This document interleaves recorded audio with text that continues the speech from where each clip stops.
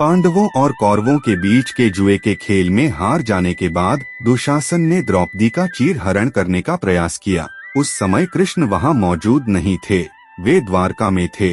सद्गुरु हमें बता रहे हैं कि अगर शिष्य दीक्षित हो तो कैसे कृपा गुरु की मौजूदगी के बिना भी काम कर सकती है।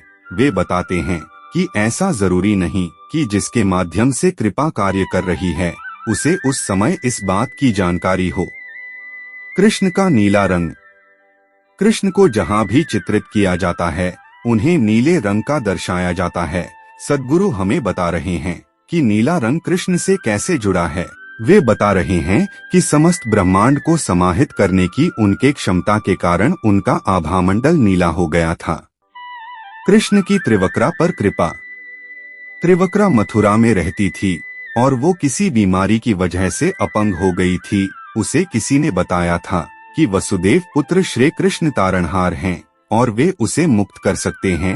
सद्गुरु हमें बता रहे हैं कि कैसे त्रिवक्रा ने कृष्ण को देखते ही पहचान लिया और फिर कृष्ण ने उसके अंगों को ठीक कर दिया।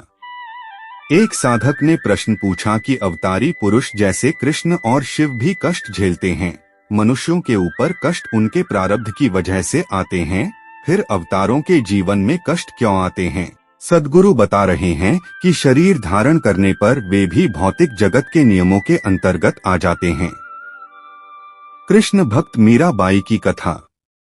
मीराबाई को उनकी मां ने बचपन में कृष्ण की छवि की ओर इशारा करते हुए कहा था, ये तुम्हारे पति हैं। उस दिन से ही मीरा ने उन्हें अपना पति मान लिया और ये भक्ति इतनी गहरी हुई कि विष का प्याला भी उन पर बेअसर हो गया। सद्गुरु हमें मीराबाई के जीवन की कथा और उनके मेड़ता और चित्तौड़ से वृंदावन और द्वारका के सफर के बारे में बता रहे हैं।